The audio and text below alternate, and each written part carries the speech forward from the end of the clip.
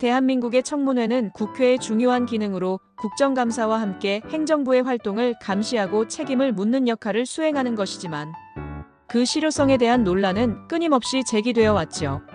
청문회의 허와 실을 좀 더 세밀하게 들여다보면 먼저 효과적 측면은 정부의 정책의 문제점을 지적하고 개선을 촉구하는 중요한 장이잖아요.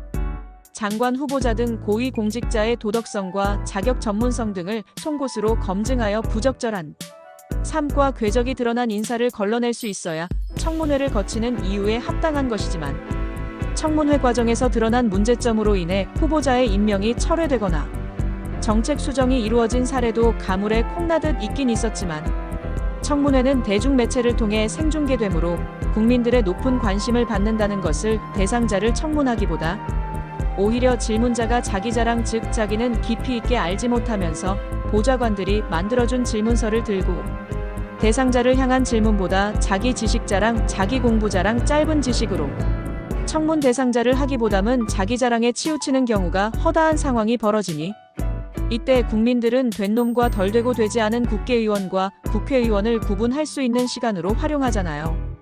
청문 대상의 비리 의혹이나 사회적 불공정 사례 등이 청문회를 통해 밝혀지고 드러나면 당연 그 인사청문 대상자는 낙마하게 되고 정부의 잘못된 인사정책과 함께 대상들에게 책임을 추궁하는 대단히 큰 목적을 수행하는 수단인데요.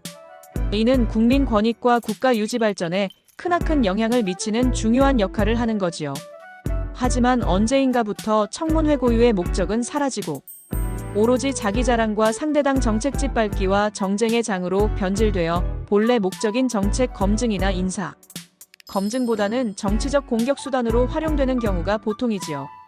상호 비방과 인신 공격이 난무하고 때로는 심심치 않게 설전을 넘어 실전을 벌이기도 하는 그리고 청문 대상은 피상적이고 형식적인 검증과 제한된 시간의 준비 부족으로 후보자 검증보다는 자기 자랑에 치우치기 다반사이니 중요한 문제는 제대로 다루어지지 않고 넘어가는 경우도 빈번하지요. 더욱 기가 막힌 경우는 청문 대상자의 출석 거부. 증인이나 관련 기관이 청문회에 출석하지 않은 대신 자료 제출을 요구하면 당당히 거부하는 경우 검증은 당연히 물 건너가게 되겠지요. 이에 대한 제재도 미흡하여 청문회의 효과성이 글쎄요입니다. 결국 TV 중계에 이목을 집중하던 국민들에게는 피로감만 기차곡배로 안겨주고 청문회 자체에 대한 불신을 심어주곤 합니다. 그리고 무엇보다 질문하는 의원과 답변하는 후보자 간의 정보력 차이로 인해 효율적인 검증이 어려운 경우도 발생하곤 하지요. 전문적인 지식을 요하는 분야에 대한 질문은 전문가를 통해 검증해야 함에도 불구하고 국회의원의 팔방미인 박학다식에 의해 국회의원의 자랑질의 장으로 전락하곤 하지요.